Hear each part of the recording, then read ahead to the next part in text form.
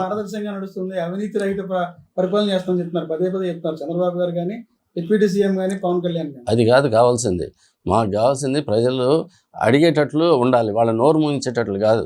వాళ్ళు ఇద్దరు అక్కడ పెద్ద కమ్యూనిటీకి సంబంధించిన ఇద్దరు 2 కులాలకు సంబంధించిన ఆధిపత్య కులాలు అంటారు చూసారా, ఆ 2 కులాలు ఉన్నప్పుడు జనాలు ఎవరు కూడా నోరు తెరిచి అడగలేని పరిస్థితి, ప్రశ్నించే పరిస్థితి లేదు దానికి సంబంధించింది.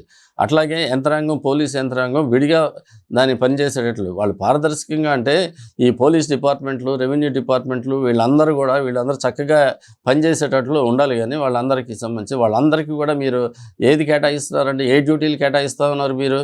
రోజు కార్పొరేట్ సంస్థలని చేయటం, వాళ్ళు ఇక్కడికి రావటం, దానికి సంబంధించింది వీళ్ళందరినీ సెక్యూరిటీగా పెట్టడం, చేయటం. రోజు ఒక ముఖ్యమంత్రి నేను సంపద సృష్టిస్తా అంటే, మరి నాగరాజు వాళ్ళందరూ కూడా అలాంటి వాళ్ళు సంపద సృష్టించుకొని 1000 కోట్లు చేసుకొని చేస్తున్నారంటే, అది ముఖ్యమంత్రి గారి ఆశయాన్ని వాళ్ళు చేస్తున్నారు కదా వాళ్ళని. అట్లాగే కదా మరి సంపద ఎక్కడి నుంచి వస్తుంది? సృష్టించాలంటే పట్టుకోవాలి, గంజాయి వాళ్ళని వీళ్ళని అందరిని పట్టుకొని చేసి మాఫియా దాన్ని చేస్తే, పబ్బులు ఇవి కల్చరు అవి డెవలప్ చేస్తే రాష్ట్రం మొత్తం కూడా ఇదవుతుంది. అది సార్, నాగరాజు మీద సంబంధించి ఏదైతే ఉందో, సాయికృష్ణ కేసు సంబంధించి సిఐ నాగరాజు మీద కేసులు నమోదు చేసుకుంటూ జరిగింది. రాష్ట్ర ప్రభుత్వం కేసు నమోదు చేసింది. దీనిలో చూసుకుంటే బిఎన్ఎస్ సెక్షన్ 103/1, దాంతోపాటుగా సెక్షన్ 127/4, 127/6 ఈ సెక్షన్ సంబంధించి ఎలాంటి శిక్ష పడే అవకాశం ఉంది? శిక్ష పడే పరిస్థితి ఉంటుందంటారా అసలు ఈ కేసులు పెడితే ఈ సెక్షన్లకి నాగరాజుకి? లేదు, ఈ సెక్షన్లతోటి ముందు ప్రాథమికంగా ఈ సెక్షన్లు ఉండాలి కాబట్టి సెక్షన్లతోటి స్టార్ట్ చేయాలి. ఎందుకంటే స్క్రీనింగ్ ఆఫ్ ఎవిడెన్స్, ముఖ్యంగా ఎవిడెన్స్ని మాయం చేయడానికి చేశారు కాబట్టి దీంట్లో ఎప్పుడైనా సరే దీంట్లో మర్డర్ కేసులో బాడీ ముఖ్యం, పోస్ట్ మార్టం ముఖ్యం. అందుకనే దీనికి ఎన్హెచ్ఆర్సీ గైడ్లైన్స్లో ఎక్కువగా కూడా పోస్ట్ మార్టం, బాడీకి సంబంధించిన ట్రేస్ అయినప్పుడు ఏం చేయాలి, ఎట్లా చేయాలి, పోస్ట్ మార్టం ఎట్లా చేయాలి, లేకపోతే టీమ్ ఆఫ్ డాక్టర్స్తో ఎలా చేయించాలి, దాన్ని వీడియో తీయాలి, వెంటనే వాటన్నిటిని కూడా ఎన్హెచ్ఆర్సీకి ప్రతి కాపీని కూడా పంపించాలి. అట్లాగే ఇలాంటి డెత్ వీటన్నిటిలో కూడా ఎన్హెచ్ఆర్సీ గైడ్లైన్స్ ప్రకారం, ఎందుకంటే మనకి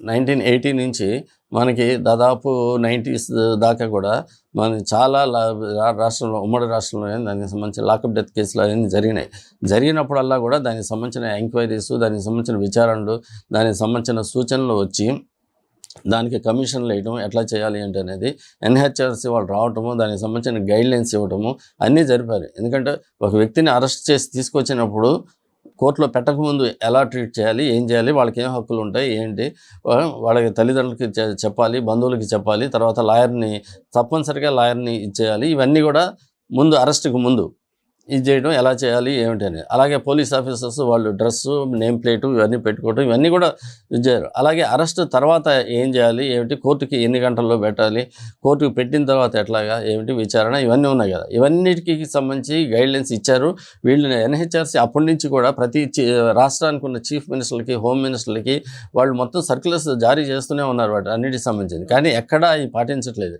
ఏనాడైనా డీజీపీ కానీ లేకపోతే హోమ్ మినిస్టర్లు కానీ వీళ్ళు కూర్చొని అవన్నీ ఏమిటి, ఏమొచ్చినాయి, ఏంటి సర్క్యులర్స్ ప్రకారం నడుస్తుందో లేదని చూడరు. పోలీస్ స్టేషన్లో అడ్మినిస్ట్రేషన్ చూడరు. ఇక్కడ కంట్రోల్ రూమ్ ఉంది, కంట్రోల్ రూమ్లో యాక్చువల్గా ప్రతిదీ కూడా డిస్ప్లే అవ్వాలి. ఇవాళ ఎవరిని తీసుకొచ్చారు, ఏం చేశారు, ఎఫ్ఐఆర్ ఎన్ని అయినాయి, ఏమిటి, ఎన్ని స్టేషన్లో, ఎక్కడా లేదు, ఏమీ చూడరు. స్టేషన్లో ఏం జరుగుతుందో, ఏం సెటిల్మెంట్స్ జరుగుతున్నాయో తెలియదు. ఒకటే వీళ్ళకి పైనుంచి ఒక ఆదేశాలు వచ్చినాయి, ఈ రాష్ట్రంలో నేరాలు జరగటం లేదు, ఈ రాష్ట్రంలో వీళ్ళు వచ్చిన తర్వాత, ఈ ప్రభుత్వం వచ్చిన తర్వాత నేరాలు మొత్తం తగ్గిపోయినాయి, ఎక్కడ కూడా మొత్తం కంట్రోల్ చేశారు, అంతా ప్రశాంతంగా ఉంది, ఇది కావాలి. కాబట్టి ఎక్కడైనా ఒక సూసైడ్ కానీ ఒక ఇది కానీ వస్తే వెంటనే దానికి సంబంధించింది ఆ హత్య కానీ వెంటనే దాన్ని క్లోజ్ చేయాలి. మన గుంటూరులో దానికి కల్తీ సారా, దానికి సంబంధించిన కల్తీ పొల్యూషన్ వాటర్ ఇవి చేసి చనిపోయారు కదా, అక్కడ కూడా అంతే. వాళ్ళకి ఇలాంటివి రాకూడదు, చేయకూడదు, బయటికి రాకూడదు, తెలియకూడదు, వెంటనే దాన్ని ఇచ్చేయాలి. ఇంకొక డెత్ కూడా మళ్ళీ ఈ వారంలో వినపడకూడదు. అవి తాగి చనిపోతూనే ఉన్నారు. వెళ్ళిన తర్వాత కూడా, నిజ నిర్ధారణకి వెళ్ళిన తర్వాత కూడా జరుగుతూనే ఉన్నాయి. కానీ అవి బయటికి రావట్లేదు. ఏంటంటే పైనుంచి ఆర్డర్స్ ఏంటంటే ఇంకా జరగకూడదు, లేకపోతే మీ ఉద్యోగం పోతుంది బయటకు వచ్చిందంటే. ఇదే సీఏ నాగరాజుకి సంబంధించి ఇంకో బాధితులు బయటకు రావడం జరిగింది. పేరుపోగు క్రాంతి కుమార్ అని చెప్పి సెల్ఫీ వీడియో బయటకు వచ్చింది. సీఏ నాగరాజు టార్చర్ వల్లే భరించలేక నేను చనిపోతానని చెప్పి ఈ గుడుకుల మందు దాగి చనిపోయాడు. దీనికి సంబంధించి ఎలా చూడొచ్చుంటారు? ఇది వాళ్ళ ఫాదర్ చాలా దళిత ఉద్యమంలో వాటన్నిటిలో ఉన్నారు. మా అందరికి కూడా ఆర్గనైజేషన్ తెలుసు వాళ్ళందరూ కూడా. వాళ్ళకి తెలిసిన తర్వాత కూడా వాళ్ళు అన్ని ఉద్యమంలో చేశారు. వాళ్ళకి తెలుసు పోలీస్ స్టేషన్ల మీద వాటి మీద జరిగిన వాటన్నిటి మీద చాలా వాటిల్లో పాల్గొన్నారు, చేశారు. ఈరోజు వాళ్ళు మళ్ళీ దానికి సంబంధించింది అటువైపు ప్రభుత్వం వైపు దాని వైపు ఉన్నామని చెప్పేసి ఆ పార్టీల దగ్గరికి వెళ్ళేసి ఈరోజు మాట్లాడకుండా ఉంటే కాదు కదా. వాళ్ళ కొడుకైనా లేకపోతే ఇంకోటి అయినా దానికి సంబంధించింది మేమందరం ఉన్నాం, ఎంతోమంది ఉన్నాం, దానికి సంబంధించింది ఏనాడు కూడా అవన్నీ కూడా బయటికి తీసి చెప్పలేదు. అదే చెప్పేది, ఇలాంటి వాళ్ళు ఒక్కోటి అన్ని స్టేషన్లో కూడా ఇలా జరిగినవి ఉన్నాయి, ఇంకా బయటికి రావట్లేదు ఇవన్నీ కూడా, చాలా వాటిని కూడా. కాబట్టి వీటన్నిటి కూడా ఈ సిస్టంలో దాన్ని ఎలా కంట్రోల్ చేయాలని ఆలోచన ఉంటే చేస్తారు. కానీ ఇప్పుడు దాన్ని ఇచ్చేసేసి అది కాదు మనకి అని అనుకుంటే మన ఎయిమ్ ఏంటి, మన ఇదేంటి అనేది వాళ్ళు స్పష్టంగా వాళ్ళు రోజు చెప్తున్నారు. వాళ్ళు చెప్పే మాటలు కానీ గ్రీన్ ఎనర్జెటిక్ కానీ హైడ్రిక్ ఎనర్జీ కానీ లేకపోతే ఇలాంటివన్నీ రోజు మనకి సోలారు ఇవి అన్నీ చెప్తా ఉన్నారా దానికి సంబంధించింది. అది ఎవరికి ఎక్కదు అది. అవి ఎవరి కోసమో నువ్వు చేస్తే దానికి సంబంధించింది. ఇక్కడికి వచ్చేసేదానికి ఇక్కడ పరిపాలన ఎట్లా జరుగుతుంది, ఏంటి డిపార్ట్మెంట్లు ఎట్లా పనిచేస్తున్నాయి, ఏం చేస్తున్నారని ఉండాలి కదా. అన్ని చోట్ల కూడా ఎవరికి మాట్లాడలేని పరిస్థితి కల్పిస్తే, అందుకనే ఇప్పుడు ఈరోజు రాజ్యాంగం పెట్టుకుని we the people of India అని చెప్పేసి మాట్లాడుతున్నాం. భారత పౌరులమైన మేము మాట్లాడుతున్నాం అని చెప్పుకోవాల్సి వస్తుంది. ఎందుకంటే ఇండివిజువల్గా మాట్లాడితే టార్గెట్ చేస్తున్నారు. ఇప్పుడు బెజవాడ బార్ అసోసియేషన్ మాట్లాడుతున్నారు, లేకపోతే ఇంకోటి మాట్లాడుతున్నారు, అందరినీ వాళ్ళు దుమ్మెత్తి పోస్తున్నారు కదా.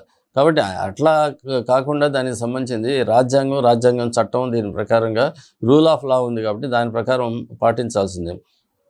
ఇప్పుడు ఒకసారి దీన్ని లాకప్ డెత్ కూడా కాదు, హత్య కాబట్టి హత్య తర్వాత దానికి సంబంధించింది ప్రభుత్వ జోక్యం కానీ లేకపోతే మిగతా దానికి లేకుండా దాన్ని ఇండిపెండెంట్గా ఒక విచారణ జరిగితేనే జరుగుతుంది. ఆ విచారణలో ఇప్పుడు వచ్చిన దీని ప్రకారం అయితే ఎక్కడి నుంచి మొదలు పెట్టాలో కూడా తెలియదు. కానీ దానికి దీని చుట్టూ నాగరాజు లేకపోతే లాకప్ డెత్ సిఐ సాయికృష్ణ ఆయనకంటే మొత్తం కూడా దాని సమగ్ర విచారణ చేయకపోతే ఇవి ఈరోజు అవన్నీ ఏమైనాయి, పాటించలేదా, గైడ్లైన్స్ పాటించారా, ఏం చేశారు, చట్టం ఏం చెప్తుంది, దాని ప్రకారం నడుస్తున్నాయా, ఎందుకు నడవట్లేదు అనే దాని మీద విచారణ చేయాలి. కాబట్టి ఈ సిట్ ద్వారా న్యాయం జరుగుతుంది అనుకోవట్లేదు. కానీ సిబిఐ కూడా అడుగుతున్నారు జనాలు, ఎందుకంటే కొంత మార్పు జరుగుతుందేమో అని చెప్పేసి. కాబట్టి ఏదైనా అయితే దానికి ఒక సమగ్ర విచారణ జరపడానికి కావాల్సిన స్కోప్ ఇస్తేనే జరుగుతుంది. లేకపోతే ఒక అంశాన్ని ఇది పెట్టేసి ఇది స్టేషన్లో జరిగిందా, నాగరాజు చేశాడా ఏంటంటే జరుగుతుంది. దీంట్లో చాలామంది ఉన్నారు కదా, constables, task force, revenue, municipality మొత్తం ఉన్నారు కదా. వాళ్ళందరినీ మొత్తం చేయాలని అంటే నువ్వు ఆ జీవోలో కుదించేసి దానికి సంబంధించి చేస్తే జరగదు. అది ఈ ఎఫ్ఐఆర్కి సంబంధించిన 107/2026 ఎఫ్ఐఆర్కి సంబంధించిన ఇది మీరు విచారణ అని అంటే అది దాంట్లో నిజాలు బయటపడవు దాంట్లో. కాబట్టి చివరికి నాగరాజుకి శిక్ష పడుతుంది అని చెప్పేసి